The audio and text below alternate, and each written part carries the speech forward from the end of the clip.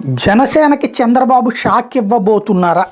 టోటల్గా చూస్తే ఆంధ్రజ్యోతి రాసినటువంటి ఒక కథనం ప్రకారం చూసుకుంటే టీడీపీతో పొత్తులో బాగా జనసేన పోటీ చేసే స్థానం మీద గట్టి కసరత్తు నడుస్తుంది. మరి అదేందో మొన్న ఇచ్చేశారని చెప్పారు. అంటే ఇంకా ఇవ్వలేదన్నటువంటి విషయం కేవలం అంకె 24 చెప్పారు, కానీ ఆ సంఖ్య ఏమి ఇచ్చానో వాళ్ళకి తెలుసు. ఆయన ప్రకటించుకుంటారన్నారు. 5 పేర్లే ప్రకటించారు. అంటే పవన్ కళ్యాణ్ కూడా ఇంకా తెలియదు, ఇంకా కసరత్తు జరుగుతుంది అన్నటువంటి ఆంధ్రజ్యోతి రాసిన దాన్ని బట్టి తెలుస్తుంది. ఉత్తరాంధ్ర గోదావరి జిల్లాలో దాదాపు 15 స్థానాల నుంచి ఆ పార్టీ పోటీ చేయబోతుండగా దక్షిణ కోస్తా రాయలసీమ ప్రాంతాల్లో 9 స్థానాలు మాత్రమే బరిలోకి దిగుతుంది. ఉమ్మడి కృష్ణా జిల్లాలో 2 స్థానాలు జనసేనకు దక్కే అవకాశం ఉంది. విజయవాడ పశ్చిమ అవనగడ్డ కావాలని ఆ పార్టీ కోరుతుంది. విజయవాడ పశ్చిమ గతంలో ప్రజారాజ్యం గెలిచిన విషయాన్ని జనసేన నేతలు గుర్తు చేస్తున్నారు. ఇక్కడ ముస్లిం సామాజిక వర్గం అధికంగా ఉంటుంది. ఆ వర్గానికి చెందిన వ్యక్తిని పోటీకి దింతే గెలుపు అవకాశం ఎక్కువని పార్టీ నాయకులు భావిస్తున్నారు. అంటే ఆ బేగ్ని తీసుకొచ్చి జనసేనలో చేర్చన్న టికెట్ ఇవ్వడం తెలుగుదేశం బేగ్ని, లేదంటే కనుక అప్పుడు పోతిని మహేష్కి బ్యాండ్ పడేటటువంటి పరిస్థితి అవుతుంది. ఆ వర్గ ఆల్రెడీ అక్కడ వైఎస్సీపీ ముస్లింనే పెట్టింది. ఇద్దరు ముస్లింలు ఎందుకు పెట్టుకోవడం? అప్పుడు ఆ మాత్రం కామన్ సెన్స్ లేదు. ఇకపోతే ఆ వర్గానికి చెందిన వ్యక్తిని పోటీకి దించితే గెలుపు అవకాశం ఎక్కువని పార్టీ నాయకులు భావిస్తున్నారు. కవనగడ్డలో కాపు సామాజిక వర్గం ఓట్లు అధికంగా ఉన్నాయి.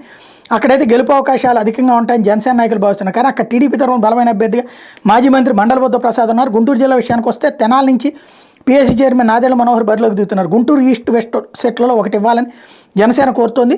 ఉమ్మడి ప్రకాశం జిల్లాలో 3 స్థానాలపై, అంటే ఇంతవరకు అది ఇవ్వలేదన్నమాట. గుంటూరులో ఏది తేల్చలేదన్నమాట.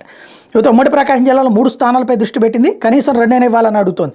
దర్శి సీటు దాదాపు జనసేనకు ఖరారైంది. మొన్న మధ్యన ఎవరో ఎన్ఆర్ఐ వచ్చి జాయిన్ అవ్వడం, అతను తెలుగుదేశం సింపథైజర్ కాబట్టి అది ఇప్పుడు అంటే తెలుగుదేశం సింపథైజర్ అక్కడ ఉన్నటువంటి వాళ్ళకి కాదు. అక్కడి నుంచి గరికపాటి వెంకట్ని బరిలోకి దించేందుకు సిద్ధమైంది. ఇప్పటికే ఆయన క్షేత్రస్థాయిలో పర్యటన చేస్తున్న. 2వ సీటుగా గిద్దలూరు లేదా చీరాలు అడుగుతోంది. గిద్దలూరులో కాపు ఓటింగ్ శాతం ఎక్కువైనా ఈ సీటు తీసుకుంటే మాత్రం ముస్లిం అభ్యర్థికి కేటాయించే ఆలోచనలో ఉన్నట్టు తెలుస్తోంది. అంటే అక్కడ దెబ్బే. ఇకపోతే చీరాలు దక్కితే మాజీ ఎమ్మెల్యే ఆమంచి కృష్ణమోహన్ సోదరుడు ఆమంచి స్వాములను అభ్యర్థిగా ఖరారు చేసే అవకాశాలు ఉన్నాయి. జనసేన రాయలసీమలో 6 స్థానాల మీద దృష్టి పెట్టింది. ఇందులో 3 దక్కే వీలుంది. ఉమ్మడి చిత్తూరు జిల్లాలో తిరుపతి, మదనపల్లె, శ్రీకాళహస్తి సీట్లను జనసేన కోరుతోంది. ఇందులో 2 దక్కుతాయని భావిస్తోంది.